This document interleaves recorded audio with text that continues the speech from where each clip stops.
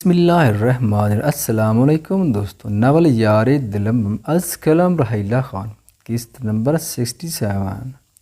وہ جو اناؤں کا مارا شخص تھا، نفرت کا دعوے دار، مغرور، اپنے آپ میں رہنے والا، محبت کیا تو یوں مجبور ہوا تھا کہ سب کچھ پس پش رکھتے وہ جفا کو ٹھوکر رسید کرتا، الفت میں پنپتا، بے اختیار محبت کا اظہار کرتا، پل بھر میں انفعال کی ہستی ہلا گیا تھا، محبت کو خراج پیش کرتا، وہ مقابل سے بھی یہی کچھ سننے کا متمنی حکم صادر کر گیا تھا، اس کا دلکش انداز انفعال کے وجود میں برق رفتار سے دوڑا گیا تھا، اس کا سرگوشی میں اقرار محبت ابھی تلک اسے کانوں میں گونج رہا تھا، اور پھر شعور کی دنیا میں قدم رکھتے ہی وہ گلاب کی طرح کھیل اٹھی تھی، دھنک رنگوں میں نہائی، وہ اس کی شدت سے الجھی بکھری، اس کے رنگ میں نسبتاً رنگی دل پر ہاتھ رکھے اپنے دھڑکنوں کو قرار دیتی، وہ بہار کے موسم میں چٹکتی کوئی قوم پر لگ رہی تھی، دل میں ٹھنڈی فوار پڑی تھی، جبکہ وجود یوں ہی ہولے ہولے لڑ رہا تھا، مہد کا اقرار اس میں نئی روح ہو گیا تھا کہ اس کا سلن روپ جگمگا اٹھا تھا، وہ خود کو ہواؤں میں اڑتا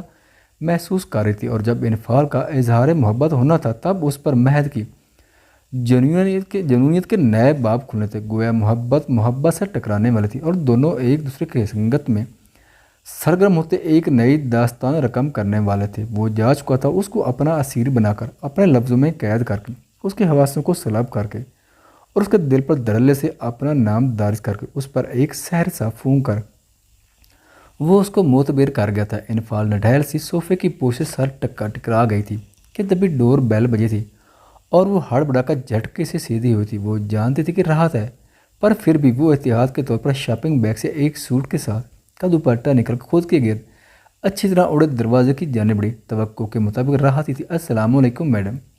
وعلیکم السلام، کیسی ہو؟ انفعال اس کو دیکھ خوش دلی سے بولی، جی ٹھیک ہوں، وہ سر جھکائے آنسو پیتی بولے، جبکہ انفعال نے اس کا رویا رویا چہرہ دیکھا جو ہنوز سر جھکائے کھڑی تھی۔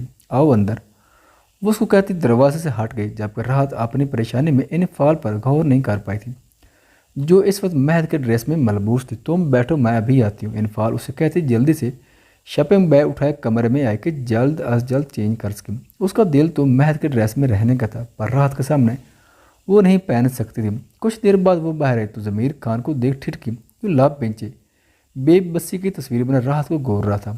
آج وہ بغیر چہرہ چھپائے کھڑا تھا۔ ضمیر بھائی آپ یہاں؟ وہ دوپٹہ سر پر لیے حیرت سے بولے، اس بات سے انجان کہ اس دن اسے لانے والے وہ نقاب پوش ضمیر خان اور سیف الرحمان ہی تھے۔ جی میڈم، وہ ان کو ہی چھوڑنے آیا تھا۔ کیا مطلب؟ آپ تو شمس لالہ کے ساتھ ہوتے ہیں، تو یہاں کیا کر رہے ہیں؟ انفعال نے الجھ کر دفتار کیا، انہوں نے ہی بھیجا ہے، ضمیر خان نے تصدیق کی تھی، جبکہ انفعال تو چکرا کر رہ گئی۔ مطلب شمس لالہ جانتے ہیں کہ میں مہد کے پاس ہوں، تو مہد مجھے حویلی والوں سے بات کیوں نہیں کرنے دے رہے، اور شمس لالہ خود کیوں نہیں آئے ملنے، اور باقی سب سے مجھے کیوں چھپا رہے ہیں؟ اس کے دماغ میں بے پناہ سوال گھوم رہے تھے جن کے جواب اب ضمیر خان سے طلب کرتے۔ مجھے اس دن اغوا کرنے والے آپ ہی تھے نا؟ اب کے انفعال گھور کر پوچھتی، اس کے سامنے آن کھڑی ہو، جبکہ ضمیر خان نے سر اسبات میں لیا۔ کیوں؟ انفعال نے غصے سے اگلا سوال کیا، جس پر ضمیر خان نے بنا کسی بحث کے اس کے اغوا ہونے سے شمس خان کے پتہ لگنے تک بات بتا ڈالی۔ اور مہد نے ایسا کیوں کیا؟ آپ کے اگلا سوال پوچھا۔ سوری میڈم، یہ تو سارے ہی جانتے ہیں، تم لالے اور مہد کے چمچے ناور، مجھے یہ بتاؤ کہ رات کو کیا کہا جو رو رہی ہے؟ انفعال آنکھیں چھٹ کے رات کو آنسو بہتا دیکھ ضمیر خان سے بولے، جبکہ ضمیر خان نے پہلو بدلا، کیا تم نے اسے ڈرایا یا زبردستی لے آئے ہو؟ اس کو خاموش دیکھ وہ مزید بولے، ابھی تو میں نے ان کو کچھ نہیں کہا، پر آگے کی گارنٹی نہیں ہے۔ وہ رات کو دیکھتا مانی کھجے سے بولا، مقصد اس کے آنسو روکنا تھا، اور وہی ہوا نا؟ اس کی بات میں پوشیدہ معنی سمجھتے راحت نے جھٹکے سے سر اٹھا کر اسے دیکھا، آنسو کو بریک لگی تھی، جبکہ آنکھوں میں حیرت دار آئی تھی جو اسے ہی دیکھ رہا تھا، جبکہ انفعال کی کھوجتی نگاہیں ان دونوں پر ٹکی تھی۔ کیا تم لوگ جانتے ہو ایک دوسرے کو؟ یہ میری بیوی ہے میڈم جی، 4 دن پہلے ہمارا نکاح ہوا تھا۔ ضمیر خان نے سر جھکائے جواب دیا کہ انفعال خوش ہونے کے ساتھ حیران بھی ہوئی تھی۔ پھر یہ رات کیوں رو رہی ہے؟ انفعال الجھ کر بولے، 4 دن پہلے اس کی مورے کی وفات ہوئی ہے، اور اس سے پہلے ان کے کہنے پر ہمارا نکاح ہوا ہے۔ میں مہد سر کے کہنے پر ان کی والدہ کی عیادت کے لیے گیا تھا، پر ان کی طبیعت کافی خراب تھی، اور وہ ہمیشہ کے لیے آنکھیں مجھنے سے پہلے اپنی بیٹی کی شادی کروانا چاہتی تھی، اور پھر مہد سر اور شمس سر کی موجودگی میں میرا اور راحت کا نکاح ہوا تھا۔ نکاح کے کچھ دیر بعد ہی ان کی والدہ دنیا فانی سے رخصت ہو گئی تھی۔ ان کے گھر میں کوئی نہیں ہے کہ میں وہاں انہیں چھوڑ سکتا، پر یہ وہاں گھر رہنے پر بزید تھی اور نہ ہی میرے ساتھ ہمارے گھر چل رہی تھی، اس لیے مہد صاحب کے کہنے پر کچھ دن کے لیے ان کو یہاں لایا تاکہ آپ بھی اکیلی نہ اور بھی نہ روئیں۔ پر آپ یہ مستقل ٹھکانہ مت سمجھنا، آپ کا ٹھکانہ میرا گھر ہے جو کہ اب آپ کا بھی ہے۔ وہ انفال کو ساری حقیقت سے آگاہ کرتا، ساتھ ہی براہ راست کو بھی جتلا گیا تھا۔ جبکہ یہ سب سن کر انفال کو راحت کے مورے کے لیے دکھ ہوا تھا، پر اس کو ضمیر خان کی بیوی کے روپ میں دیکھ وہ بہت خوش ہوئی تھی۔ جب بھی وہ آگے بڑھتی راحت کو گلے لگا چکی تھی، جو اس کے گلے لگے مزید سوں سوں کر رہی تھی، جبکہ ضمیر خان کی حالت دیکھ انفال نے ہنسی دبائی تھی۔ میں ابھی آتی ہوں۔ انفال ان کو پرائیویسی دینے کی خاطر وہاں سے اٹھ گئے۔ انفال کے جاتے ضمیر خان اس کی جانب بڑھا۔ کیا مسئلہ ہے؟ کون سا ظلم ہو گیا تم پر؟ کیوں مجھے مشکوک زہر کروانے پر تلی ہو؟ وہ اس کے سر پر کھڑا نیچی آواز میں بولا۔ آپ کو کیا مسئلہ ہے؟ میں روؤں یا ہنسوں؟ اس کے مقابل راحت بھی غصے سے بولے، مجھے ہی تو مسئلہ ہے۔ اب اگر رونا بند نہ کیا تو اب بھی اپنے گھر لے جاؤں گا، اور مجھے یقین ہے پھر تم اس سے بھی زیادہ روگی، اس لیے اب یہ رونا چھوڑ کر میرے بارے میں سوچو۔ ضمیر خان اس کا ہاتھ دبا کر زو مانی لہجے میں کہتا، اسے حق دک چھوڑے باہر نکل گیا، جبکہ راحت کے چہرے پر سرخی کے ساتھ گھبراہٹ سی دار آئی تھی۔ ہیلپ می لیو می باسٹر، وہ مسلسل چیخو پکار کرتی اپنا دوپٹہ چھڑوانے کی سخت مزاحمت کر رہی تھی۔ نو بیبی ہیلپ می نہیں، نو کس می بولو۔ ان چار لڑکوں میں سے ایک کی نشے میں دوت آواز آئی تھی کہ باقی چاروں کا بے ہنگم کہکا گونجا، جبکہ وہ معصوم سی نہایت پرکشش اور جاذب نظر لڑکی آنسو باتی ان کے گھالتے ارادے سے خود کی جانب بڑے ہاتھ جھٹکنے کی کوشش کر رہی تھی۔ چھوڑو مجھے، وہ پھر سے چلائی تھی، ہمیں خوش کر دے، ہم تجھے چھوڑ دیں گے۔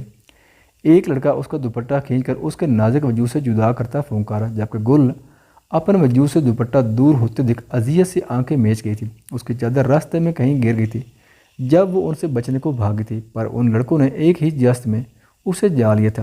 پلیز مجھے جانے دو، وہ اپنے گرد بازو لپیٹتی روتی ہوئی بولی تھی، جبکہ وہ چاروں لڑکے مکروہ نظروں سے اسے دیکھتے ایک گول دائرے میں گھیرے کھڑے اس کی گرد چکا لگا رہے تھے۔ اے زیادہ بکواس مت کر، خاموش رہ، سمجھی؟ ان میں سے ایک لڑکے نے جھپٹ کر اس کی آستین کھینچی، ساتھ ہی زمین پر دھکا دیتا چلایا، جبکہ نازک سی گول کمر کے بل گیلی زمین پر جاگ رہی تھی۔ لڑکے کے کھینچنے سے آستین پھٹ کر تن سے جدا ہو گئی تھی، جسے اس کا دودھیا بازو واضح چھلک رہا تھا، جبکہ وہ زمین پر گری کرا رہی تھی۔ اس کے بال بکھر چکے تھے، نازک سراپا لرز رہا تھا، وجود سے ساری ہمت ختم ہوتی محسوس ہوتی، جبکہ وہ چاروں لڑکے اب اس کے گرد بیٹھے اسے بازو اور کندھے اور سر سے چھو رہے تھے۔